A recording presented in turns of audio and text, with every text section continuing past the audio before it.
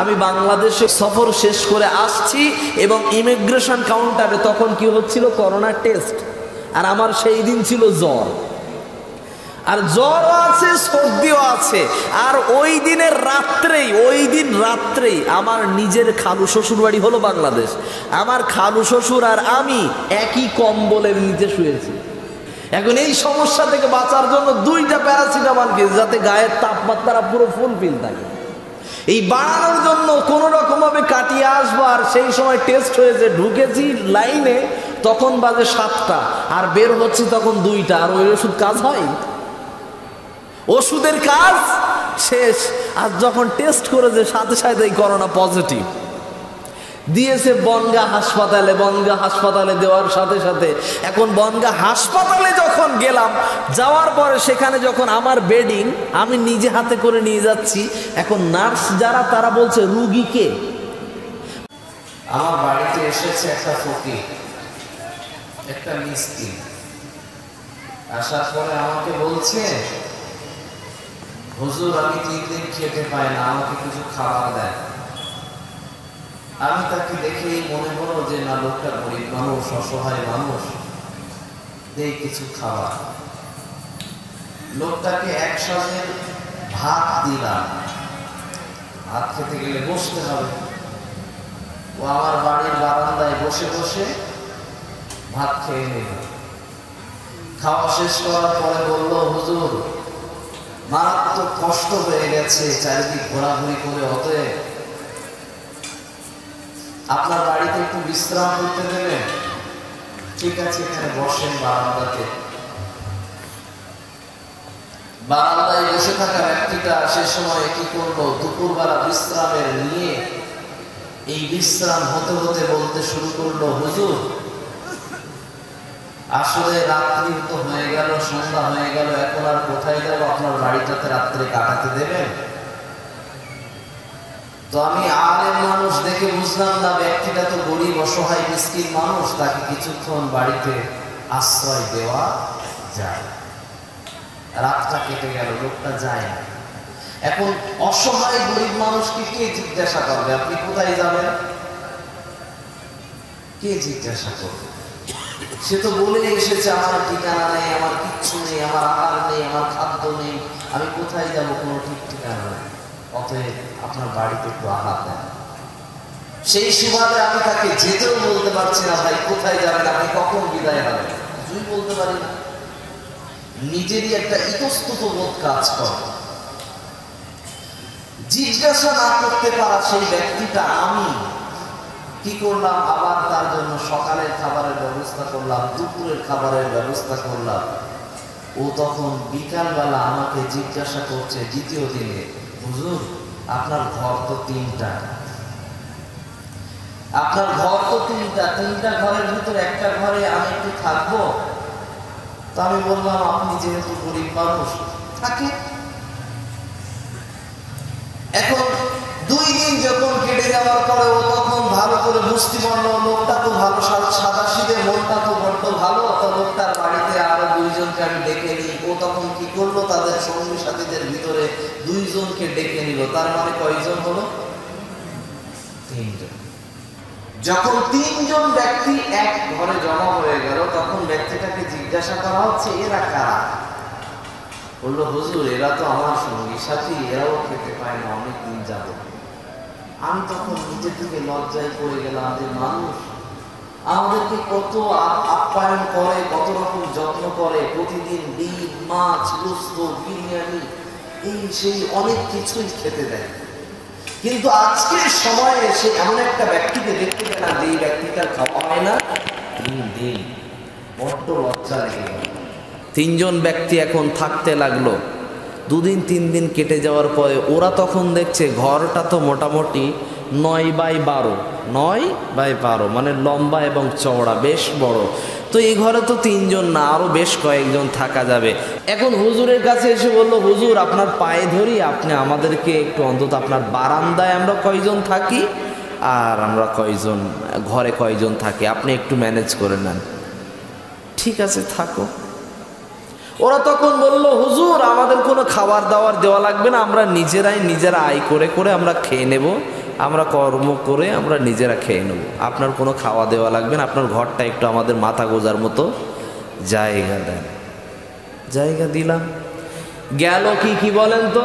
একটা ঘর গেল, তারপরে গেল একটা বারান্দা, আছে কি কি? দুইটা ঘর।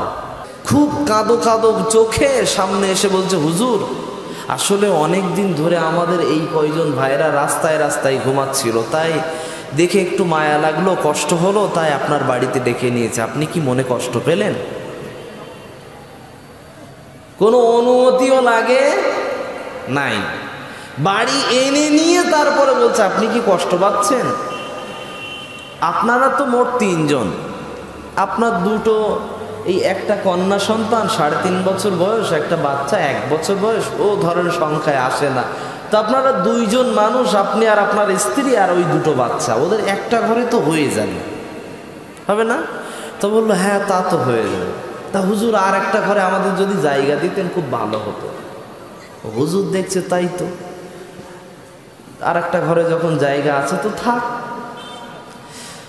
হুজুর দয়া করে আর একটা ঘরে জায়গা দিয়ে দিলেন। দেওয়ার পরে এবারে আর গোটা কয়েকদিন যাওয়ার পরে, মোটামুটি মাসখানিক কাটানোর পরেই এলাকার মোড়ল মাতব্বরদের সঙ্গে তার কি হয়ে গেল, মোটামুটি ভালো একটা সম্পর্ক, রিলেশন হয়ে গেল। মাতব্বরের নাম কি? আমেরিকা। মাতব্বরের নাম কি? ফ্রান্স। মাতব্বরের নাম কি? ইউক্রেন। এরা হলো মাতব্বর। মাতব্বরের নাম কি? ন্যাটো। এই সমস্ত যে বাহিনী, চক্রান্ত করা বাহিনী, এদের কিন্তু কোনো ঘর ঠিকানা কিছু এখনো হয় নাই, জমি জায়গা দলিল কিচ্ছু নাই। এখন মাতব্বরদের কাছে বিচার জানালো, বলল হুজুর তো 3টে ঘর করেছিল, বারান্দাও করেছিল, তা আমরা তো মোটামুটি এখন 20 জন, আর হুজুররা তো 3 জন 4 জন মানুষ, ওই তো 2 জন স্বামী স্ত্রী। তা ওরা যদি ঘরটাকে ছেড়ে দিয়ে যদি ওরা উঠোনে থাকতো, আমরা একটা 10-20 টাকা করে চাঁদা কালেকশন করে হুজুরদের একটা ত্রিপল খাটিয়ে দেওয়ার ব্যবস্থা করতাম, হুজুররা যদি বারান্দার বাইরে থাকতো আর আমরা যদি ঘরটাতে থাকতাম, কেমনটা হতো বলেন না? আমরাও অসহায় মানুষ, হুজুরও তো অসহায় মানুষ, এখন কারে কি করা যাবে, দুজনের তো ম্যানেজ করে থাকতে হবে। এখন বারান্দা আর ঘর যতটা বড়, তার থেকে বড় তো অনেক বড় উঠোন, তো উঠোনে হুজুরদের জায়গা তো আমরা ছেড়ে দিচ্ছি, সেখানে হুজুররা যদি ঘর করে নেয়। মাতব্বর তখন বলছে ঠিকই তো বলছি, অর্ধেক অর্ধেক করে ভাগ করে নেন, ওরাও তো গরিব মানুষ, ওরা আর কোথায় যাবে? কথা বোঝা যায়নি? আমার ছিল কি কি বলেন তো? 3টি ঘর ছিল আর একটা বারান্দা। সামনে কি বলে এটা? আঙিনা। আমাদের দিকে বলে উঠোন বলে। তো এই ঘরের সামনের আঙিনায় বসিয়ে আমার একটা বাচ্চা, একটা মেয়ে, স্ত্রী সহ এবং আমাদের 4 জনকে কোথায় নামিয়ে দিল? আমার নিজের ঘর থেকে নামিয়ে দিয়ে তারা এসে আমার বাড়িতে সদস্য দল বাড়াতে বাড়াতে বাড়াতে আজকের বর্তমান সময়ে ইসরায়েল নামক অবৈধ রাষ্ট্রে মুসলমানদের দয়া করে জায়গা দেওয়া জায়গাতে তারা আজকের বসবাস করেনওয়ালা 8 লক্ষ ইহুদি, জন্মগত ভিখারি, পৃথিবীর কেউ জায়গা দেয়নি যাদেরকে, এরা মুসলমানদের কাছে এসে দেখলো যে কান্নাকাটি করে দরদ মাখা চক্ষু নিয়ে যদি সামনে যাওয়া যায়, মুসলমানরা নরম হয়ে যাবে, এদের হৃদয়টা বড্ড নরম। যখন হিটলার মারা শুরু করে দিল, মারতে মারতে মারতে মারতে, ইতিহাস বলছে তাদের 30 লক্ষ থেকে 50 লক্ষরও বেশি ইহুদিদেরকে ধরে ধরে ধরে ধরে হত্যা করা হয়েছে, গুলি করা হয়েছে, জবাই করা হয়েছে, ফাঁসি দেওয়া হয়েছে। এবং কিছু ইহুদিকে হিটলার বাঁচিয়ে রেখে দিয়েছিল পৃথিবীকে জানানোর জন্য, পৃথিবীবাসী আমি ইহুদিদের চক্রান্ত, ওদের হাড়ে হাড়ে যে রক্তে রক্তে যে চক্রান্ত এবং কুচক্রান্ত ওদের ভিতরে যেগুলো আছে, স্বভাবগত যে অভ্যাস ওদের, এটাকে আমি জানতে পেরেছি, তাই ওদেরকে আমি হত্যা করেছি। পৃথিবীবাসী তোমাদের জন্য আমি শিক্ষা দেওয়ার জন্য কিছু ইহুদিদেরকে আমি বাঁচিয়ে রেখে যাচ্ছি, তোমরা দেখে নিও এরা আগামীতে তোমাদেরকে কি করবে। আগামীতে কি করবে মানে সময় আসবে ঘনিয়ে, যে সময়ে ইয়াহুদিরা ছাড়া, ইয়াহুদিদের মালপত্র ছাড়া পৃথিবীতে কারো মাল আপনি কেনার জন্য মাল খুঁজে পাবেন না। এক, আপনি সৌদি আরব চলে যান, আরব কান্ট্রিতে চলে যান, দুবাই বলেন, কাতার বলেন, সৌদি বলেন, আরামায়েশের জায়গা বলেন, বেড়াতে যাওয়ার জায়গা বলেন, ভ্রমণের জায়গা বলেন, সেখানে যাবেন দেখবেন পানির থেকে বেশি বিক্রি হয় কোল্ড ড্রিঙ্কস, ঠান্ডা জাতীয় পানি। এই যে খাওয়ার জল বা খাওয়ার পানি, এই পানির থেকে বেশি বিক্রি হয়। তার নাম 7 আপ, তার নাম থামস আপ, তার নাম স্প্রাইট, তার নাম কোকা কোলা। এ জাতীয় যত রকম পানীয় খাদ্য আছে সব শুধুমাত্র হিন্দু, খ্রিস্টান, বৌদ্ধ, অন্যান্য ধর্মের অবলম্বী ব্যক্তিদের কাছে যে বিক্রি হবে এমনটা নয়। সারা পৃথিবীতে যত মুসলমান দেশ আছে তাদের কাছে সব থেকে বেশি বিক্রি করা হয় কাদের পণ্য? ইয়াহুদীদের পণ্য। আমি আপনাকে জিজ্ঞাসা করতে চাই, জাকির নায়েক, ডক্টর জাকির নায়েককে চেনে না এখানে কেউ আছেন? ডক্টর জাকির নায়েককে অনেক আমাদের হুজুরের দলেরা আসলে প্যান্ট শার্ট পরার জন্য তাকে কাফের ফতোয়া দিয়েছিল এবং ইহুদি খ্রিস্টানের দালাল বলেছিল। আমি ওই সমস্ত হুজুরদের কাছে একটু প্রশ্ন করতে চাই, হুজুর, জাকির নায়েক কোন সময় কোন ইহুদিদের কালেমা পড়ে মুসলমান বানিয়েছিল? মানে একটা তো প্রুফ লাগবে। এত ভিডিও দেখা গেছে, লক্ষ লক্ষ হাজার হাজার মানুষকে তিনি কখনো দক্ষিণ আফ্রিকা, কখনো কোরিয়া, আবার কখনো ইন্ডিয়াতে, কখনো নিউজিল্যান্ডে, আবার কখনো আমেরিকাতে, আবার কখনো লন্ডনে, আবার কখনো বিভিন্ন দেশে দেশে গিয়ে যখন সেখানে বিভিন্ন মানুষদেরকে গ্রাম কি গ্রাম কালেমা পড়িয়ে মুসলমান বানাচ্ছে, সেখানে কালেমাটা কি অন্য কিছু ছিল নাকি পড়া হয়েছিল আশহাদু আল্লা ইলাহা ইল্লাল্লাহু ওয়া আশহাদু আন্না মুহাম্মাদান আবদুহু ওয়া রাসূলুহু? এটা বোধহয় কোনো খ্রিস্টান বানানো কালেমা, তাই না? এটা মনে হয় কোনো ইহুদি বানানোর কালেমা, তাই তো? আচ্ছা, তাহলে এখান থেকে আপনি ইহুদিদের দালাল প্রমাণ করতে পারলেন না। 2 নাম্বার কোন জায়গাতে এলেন? Pant shirt. 3 নাম্বার কি? টাই। এইটার কারণে জাকির নায়েককে আপনি গলা টিপে ধরে বলে দিয়েছেন, এই কথা বন্ধ কর, তুই তো ইহুদিদের দালাল। কারণ কি? তোর ড্রেসটাই তো ওইটা। আমি আপনার কাছে বলছি, হুজুর, আপনার 14 গোষ্ঠী সবাই যে প্যান্ট শার্ট পরে, আপনার দেশের মানুষ সবাই যে প্যান্ট শার্ট পরে, তো এরা কি? জাকির নায়েক যদি প্যান্ট শার্ট পরার কারণে যদি কি হয়, ইহুদি খ্রিস্টানের দালাল হয়, তো আপনার এলাকায় সবাই তো প্যান্ট শার্ট পরে, তো তারা কি? এদেরকে আগে ইহুদি খ্রিস্টানের দালাল বানিয়ে জাহান্নামের টিকিট ধরান, তারপরে জাকির নায়েকের গলা বন্ধ করবেন। কথা ঠিক কি না? কথা ঠিক আছে না? এবারে আসি মূল কথায়। ডক্টর জাকির নায়েককে অনেকে ইহুদি খ্রিস্টানের দালাল বলেছে, অথচ তিনি লক্ষ লক্ষ হাজার হাজারো অমুসলিমকে তিনি কালেমা পড়িয়ে মুসলমান বানিয়েছেন। আসি মূলত কথায়, ইহুদি খ্রিস্টানদের পণ্য হিসাবে যেটা সব থেকে বেশি বিক্রি হয় ওদেরই তৈরি করা, এ কথা ঠিক, এ কথাই ঠিক। ইহুদি খ্রিস্টানদের বুদ্ধি থেকেই একটা শর্টকাট, একটা ড্রেস আপ, সেটা করতে গেলে কিছু একটা করা যাবে, সেটার নাম হলো প্যান্ট এবং শার্ট। এটা ওদেরই তৈরি করা। তার মানে এটা নয় যে ওদেরই তৈরি করা যে জিনিস হবে সেটা ব্যবহার করা যাবেই না, এমনটা নয়। আমি আবারও বলছি, প্যান্ট এবং শার্ট আমরা যারা পরি তারা কি কেউ মনে করি প্যান্ট পরলে 10টা নেকি হবে আর জামা পরলে 2টা নেকি হবে? এরকম কেউ মনে করি? মনে করি? কেউই মনে করে না। সবাই মনে করে এটা একটা পোশাক, এটা একটা ভদ্র পোশাক, তাই পরছি। কথা ঠিক আছে না? এই হিসাবেই সবাই পরে। আপনি যদি মনে করেন যে ইহুদি খ্রিস্টানদের আপনি ব্যবহার করা, তৈরি করা, সৃষ্টি করা বা আবিষ্কার করা পণ্য আমি ব্যবহার করব না, মোবাইল বাদ দিতে হবে। মোবাইল ব্যবহার করা বাদ দিতে হবে। অ্যান্ড্রয়েড মোবাইল ব্যবহার করা বাদ দিতে হবে। কারণ অ্যান্ড্রয়েড মোবাইল সৃষ্টি করেছে কারা? খ্রিস্টান। আপনার গুগল ব্যবহার করা বাদ দিতে হবে, ইন্টারনেট ব্যবহার করা বন্ধ করতে হবে। আবিষ্কার করেছে কারা? ফেসবুক ব্যবহার করা বন্ধ করতে হবে। ফেসবুকের বর্তমান সময়ের যে ব্যক্তি নেতৃত্ব দিচ্ছে তার নাম মার্ক জুকারবার্গ। ব্যক্তিটাকে একজন ইয়াহুদি। তাহলে ফেসবুক ব্যবহার করা বাদ দেন। আমি তখনই বুঝবো যে আপনি ডক্টর জাকির নায়েককে প্যান্ট শার্টের কারণে তার ইহুদি খ্রিস্টানের দালাল বলা আপনি সঠিক বলেছেন। আপনার বাড়িতে সবাই মিলে ফেসবুক ইউটিউব সব ইহুদি খ্রিস্টানের তৈরি করা জিনিস আপনিও ব্যবহার করবেন, আপনার পরিবার শুদ্ধ সকলেই ব্যবহার করবে। আর জাকির নায়েক দুটো জিনিস প্যান্ট শার্ট আর টাই ব্যবহার করেছে, তাই ইহুদি খ্রিস্টানের দালাল।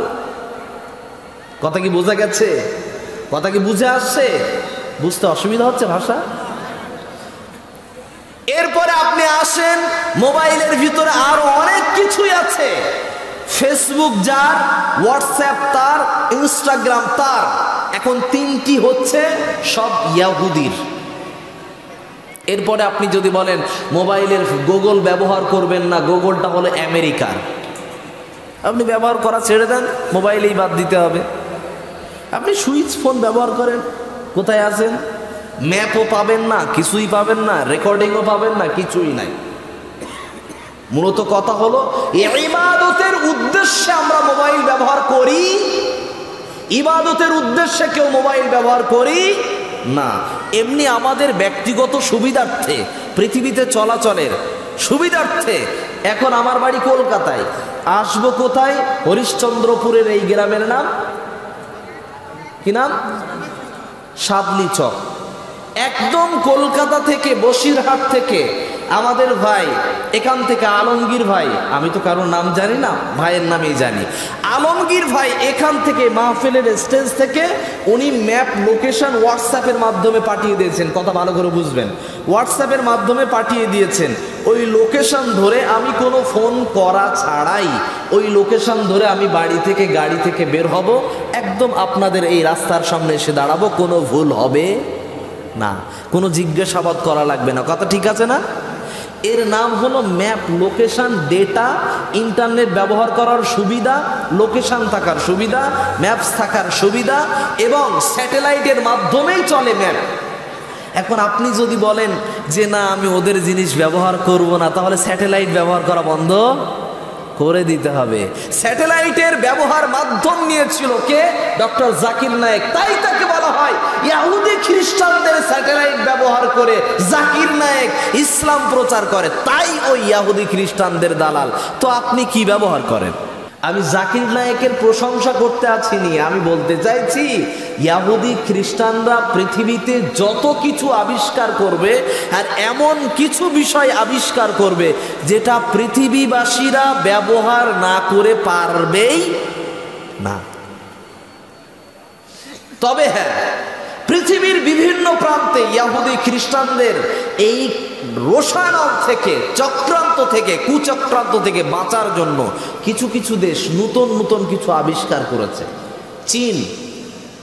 চীনের ভিতরে তারা গুগল ব্যবহার করে না, তারা ব্যবহার করে ইয়াহু, YAHOO। কি বললাম? ইয়াহু, এটাকে তারা ব্যবহার করে। এটা হলো চীন দেশের গুগলের মতনই একটা সফটওয়্যার, সেটা ওরা ব্যবহার করে। ওরা আমেরিকার সফটওয়্যার নেয় নাই। আমি মুসলমানদের কাছে প্রশ্ন করতে চাই, মুসলমান, গুগলের মতো আপনি কি তৈরি করেছেন? আপনি একটা দেখান। হুজুর, আপনার কাছে প্রশ্ন হলো ইহুদি খ্রিস্টানদের মাল আপনার নেওয়া লাগবে না, তো আপনি একটা বানিয়ে দেখেছেন ওই রকম মাল? আপনি তো বানাননি। হ্যাঁ, আপনি এটা করতে পারেন, ওটাকে আপনার ব্যক্তিগত কাজে আপনি লাগাতে পারেন, যতটুকু লাগবে ততটুকুই নেন, বাকি ফেলে দেন। আমি আপনাকে বলতে চাইছি লেবুর খোসা আপনার কাজে লাগে না, লেবুর ভিতরটা আপনার কাজে লেগেছে। মৌসুম্বির ভিতরটা, রসটা কাজে লাগবে, রসটাকে আপনি খোলাটা ফেলে দেন, সমস্যা কি? কোনো অসুবিধা নাই। যে বিষয়টা ইবাদতের জন্য ব্যবহার করা হয় তাতে কোনো অসুবিধা নাই, কিন্তু ইবাদতের মধ্যে যদি ব্যবহার করেন তাহলেই অসুবিধা। মাইক্রোফোন যেটা জুমার দিনে খুতবা দেওয়া হয়, এই যে মাইক, এই মাইকের ব্যবস্থাপনা আপনি ব্যবহার করতে পারেন। কেউ কিন্তু এ কথা বলেনি মাইক ব্যবহার করলে 10টা নেকি হবে, এ কথা কেউ বলে নাই, কেউ ফতোয়া দেয়নি। তবে মাইক ব্যবহার করলে নিচে তলার মানুষও ভালোভাবে নামাজ পড়তে পারবে, 5 তলার মানুষও একসাথেই জামাতে নামাজ পড়ার সুবিধা পাবে। এই উদ্দেশ্যে মাইক ব্যবহার করা জায়েজ আছে। সুন্নত, নফল, ফরজ, মুস্তাহাব কেউ কিছুই বলেন। ইহুদি খ্রিস্টানদের যে সমস্ত পণ্য আছে এগুলোকে যদি আমরা ক্রয় করা বন্ধ করে দেই তাহলে হবে ইহুদি খ্রিস্টানের বাচ্চারা তখন হবে কি, তখন হবে পঙ্গু হওয়ার মাধ্যমে তাদের ব্যবসার ধস নামবে। আর ব্যবসার ধস নামলেই ফিলিস্তিনি মুসলমানদের নিজেদের জায়গা তারা আয়ত্তে আনতে পারবে। এবারে হ্যাঁ, এই ফিলিস্তিনের মুসলমানদের উপর দিয়ে যে সমস্ত বিশাল আক্রমণ যাচ্ছে, কষ্ট যাচ্ছে, কষ্টে দিন চলছে, এই মুসলমানদের এই হালাত থেকে যে সমস্ত ব্যক্তিরা মৃত্যুবরণ করেছে, যেমন একজন ব্যক্তির নাম হলো ওয়াইল আল দাহদু। এই ব্যক্তিটা তিনি হলেন আল জাজিরা। আল জাজিরা একটা হলো সংবাদ মাধ্যম, যেমন আমাদের দেশে আছে এবিপি আনন্দ, TV9, রিপাবলিক বাংলা, সব মুসলমানদের পক্ষে, তাই না? সব বলছে হ্যাঁ মুসলমানদের পক্ষে। তো ইসরায়েলরা যখন ওই সাংবাদিকের বাড়িতে ছিল একটি কন্যা, একটি পুত্র এবং তার স্ত্রী ছিল গর্ভবতী এবং তার মা এবং বাবা, মোট কয়জন? মোট 5 জন। এই 5 জন বাড়ি থাকা অবস্থায় ওই সাংবাদিক সে কি করছিল, যে সমস্ত গাজার, ফিলিস্তিনের গাজার মুসলমানদের ওপরে যে সমস্ত বোম্বিং করা হচ্ছিল, বিভিন্ন রকম ক্ষেপণাস্ত্র যন্ত্র নিক্ষেপ করা হচ্ছিল, সেগুলোকে ভিডিও করে করে বিশ্ব দরবারে মানুষকে দেখাচ্ছিল। সেই সময় যখন তিনি সংবাদ তৈরি করছিলেন, ওই রকম সংবাদ, সে সময় ইসরায়েলের বিভিন্ন রকম ষড়যন্ত্রকারীরা তাকে চিহ্নিত করে তার পরিবারের ওই ঘরের ওপরেই, তার পরিবার সপরিবারে ঘরে থাকা অবস্থাতেই, সাংবাদিক ছিলেন বাইরে, তার পরিবারের ওপরে সম্পূর্ণ একটা বোম্বিং করে তার পুরো পরিবারকে শেষ করে দেওয়া হয়েছে। তারপরেও একটা বিষয় কি জানেন, সে হাসতে হাসতে মানুষের কাছে চকলেট বিতরণ করে বলেছে, আমার পরিবার মুসলমানের রক্ষার জন্য, মুসলমানদের জন্য বাইতুল মুকাদ্দাসের জন্য লড়তে লড়তে আমার পরিবার পৃথিবী থেকে বিদায় হয়েছে। আমি আল্লাহর প্রতি কোনো অসন্তুষ্ট নই, আমার পুরো পরিবার শহীদের দরজা যদি পেয়ে যায় আমি আল্লাহর কাছে অনেক অনেক শুকরিয়া জ্ঞাপন করি। তাই সে চকলেট বিতরণ করেছে, পৃথিবীর মানুষকে দেখিয়ে দিয়েছে যে মরণটা আমাদের কাছে, মুসলমানদের কাছে কি উপহার। মুসলিমদের কাছে মরণ কোনো বিপজ্জনক বিষয় নয়। এই ওয়াইল আল দাহদু তার পরিবারকে সে হারিয়েছে, তারপরেও সে মরে যায় নাই, এখনো বেঁচে আছে, এখনো বেঁচে আছে এবং সে সসম্মানে পৃথিবীর বুকে মানুষের কাছে মাথা উঁচু করে দাঁড়িয়ে আছে। অথচ আজকের আমরা মুসলমানরা কি, আমরা সকলে মরণের ভয়। কখনো করোনা এসেছে, মুখে মাস্ক পরে একেবারে একটা মাস্কে আবার নাকি করোনা আটকাবে না। করোনা মানে সব ঢুকবে কোথা দিয়ে? সব নাক দিয়ে ঢুকবে আর গাল দিয়ে বের হবে, আর কোনো জায়গা থেকে করোনা ঢুকবে না।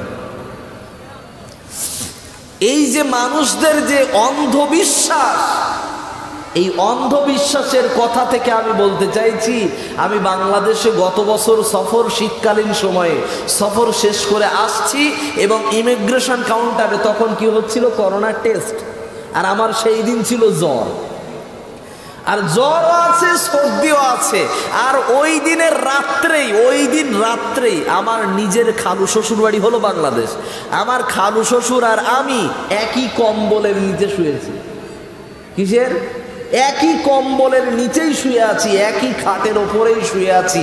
শুয়ে থাকার পরে সকালবেলা যখন কাউন্টারে আমারে টেস্ট করলো, 2টা জ্বরের ওষুধ খেয়েছি, শুধু একটা না, প্যারাসিটামল কয়টা, 2টা খেয়ে নিয়েছি 500 পাওয়ারের। দেখছি যে জ্বর আর এই অবস্থা, যদি পজিটিভ ধরে দেয় তাহলে হাসপাতালে ভরে 14 দিন কাটিয়ে দেবে।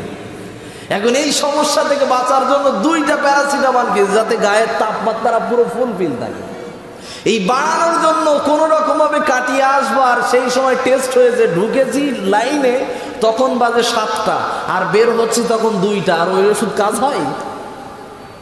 ওষুধের কাজ শেষ। আর যখন টেস্ট করেছে সাথে সাথে এই করোনা পজিটিভ দিয়েছে বনগাঁ হাসপাতালে। বনগাঁ হাসপাতালে দেওয়ার সাথে সাথে এখন বনগাঁ হাসপাতালে যখন গেলাম, যাওয়ার পরে সেখানে যখন আমার বেডিং আমি নিজে হাতে করে নিয়ে যাচ্ছি, এখন নার্স যারা তারা বলছে রুগীকে, মানে রুগীকেই খুঁজে পাচ্ছে না। করোনার রুগী মানে কি, মরে যাবো অবস্থা, এরকমই তো হয়। এখন ও বলছে যে গাড়ি থেকে নামলো, রুগীটা কই? তা আমি বলছি রুগী তো আমি। তো বলছে আপনি তো জ্যান্ত মানুষ, ভালো মানুষ, তা আপনি আবার রুগী হলেন কিভাবে? বললাম টেস্ট করে যে পজিটিভ পেয়েছে তাই হাসপাতালে পাঠিয়েছে। তো বললো কিছু কিছু বিষয় আছে সেগুলো আপনি ফর্ম ফিল আপ করেন, আপনার ছুটি দিয়ে দেবো। নার্সরা বললো যে এখানে তো একটাও রুগী নেই, থাকতে ভয় লাগবে, আপনি এক কাজ করেন, বাড়িতে চিকিৎসা নেবেন, কোনো অসুবিধাই হবে না, করোনা কোনো রোগের বিষয়ই থাকবে না, এটা একটা সর্দি কাশির একটা অংশ, এতে কোনো অসুবিধা নাই। আমি বলতে চাইছি যদি করোনা যদি ছোঁয়াচে হতো, তাহলে ওই যে বাংলাদেশে এক কম্বলের নিচে 2 জন ছিলাম, ওনার কি হতো? হতো না? হতো না? নাকের নিঃশ্বাস দিয়ে, গালের ফুৎকার দিয়ে যদি করোনা ঢুকতো, তাহলে আমার খালু শ্বশুর করোনা থেকে বাদ যেত। তার কোনোদিন অসুস্থ আসেনি, জ্বরও হয়নি, করোনা তো অনেক পরে থাক, কাশিই হয়নি। এখন আপনি বলেন করোনা পজিটিভের কারণে তার সংস্পর্শে থেকে যদি করোনা হয়, তাহলে ওই ব্যক্তি সুস্থ থাকলো কি করে?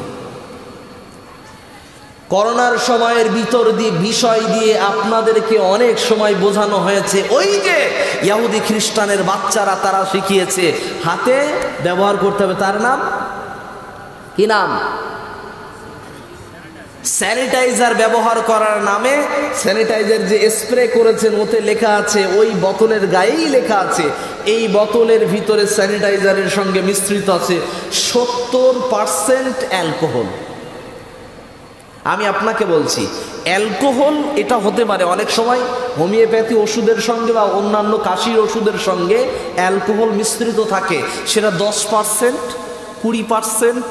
আল্লাহ রসুল হাদিসের ভিতরেও তিনি বলেছেন অনেক মদের ভিতরে ন্যূনতম কিছু কিছু উপকার আছে, এটা হাদিসেরই ভাষা।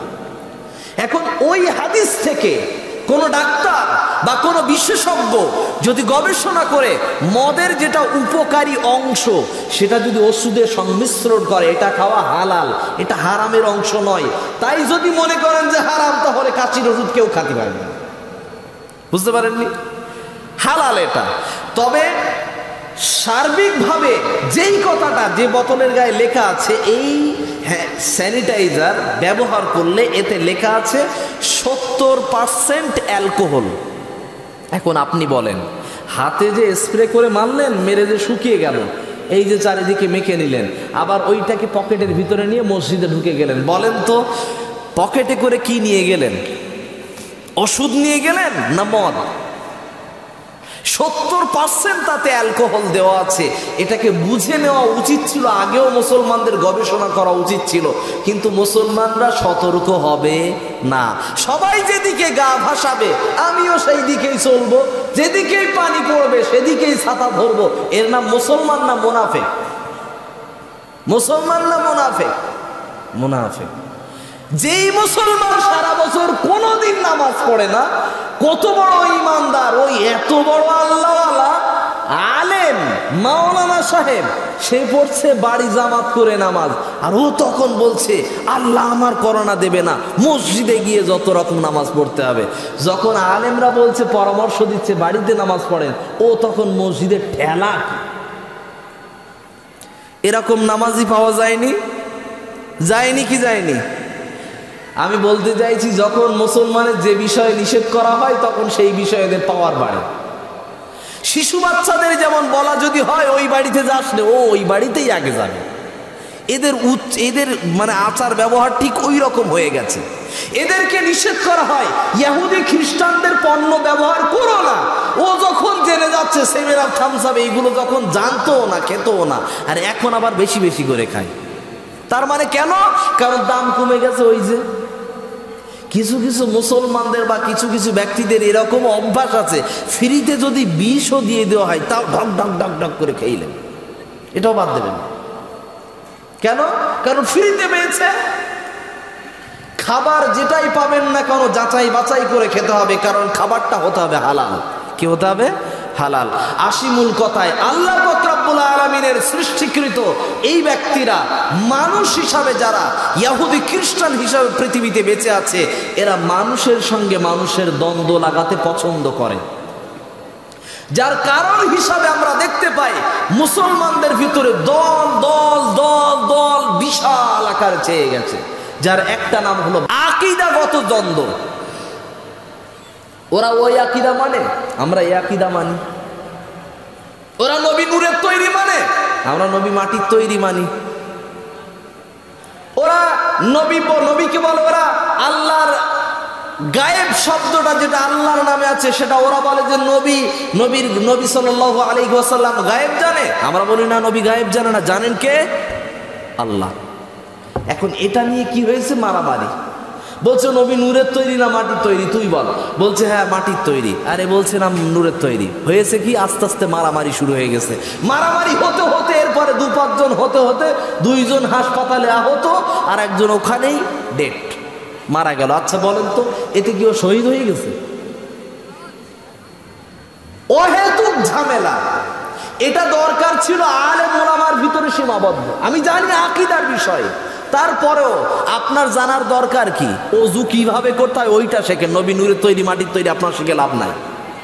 এটা দ্বন্দ্বের বিষয়, মতনৈক্যের বিষয়, আপনাকে শিখতে হবে না। কিছু কিছু ব্যক্তি আছে যারা কোরআন শুদ্ধ করেও পড়তে জানে না, তারা মাইকের স্টেজে এসে বেশ সুন্দর করে সাজগোজ নিয়ে এখানে কথা বলতে বলতে হাদিস পড়ে, কোরআন পড়ে। কোরআন পড়ার ভিতরে ভুল হয়, ত্রুটি হয়, হাদিস পড়ার ভিতরে ভুল হয়। যেই বেলায় কোরআন পড়া ভুল হয়েছে, হাদিস পড়া ভুল হয়েছে, তখন বলে আমি তো জীবনে মাদ্রাসায় পড়িনি। তা তুমি মাদ্রাসায় পড়োনি, এখানে উঠলে কেন? কথা বোঝা যায়নি? তুমি মাদ্রাসায় পড়োনি, এখানে উঠলে কেন? তোমার বিতর্ক করার ক্ষমতা আছে, তোমার প্রশ্নের উত্তর দেওয়ার ক্ষমতা আছে, তুমি কি করো? ডিবেট করো, পৃথিবীকে জানাও ইসলাম এরকম ধর্ম। তুমি বক্তব্যের মঞ্চে এসে মানুষকে বিভ্রান্তি করতে পারবে না। কোরআন হাদিস ভুল পড়া যাবে না, ভুল পড়াটাও অপরাধ, ভুল পড়াও অপরাধ। আমি আপনাকে বলতে চাই, আপনি নিজের মতন করে ইসলামকে সাজিয়েছেন। আমি জানি আদ-দীন ইউসরুন, ধর্ম সহজ, দিন সহজ, কিন্তু নিজের মতো করে ব্যবহার করা যাবে না।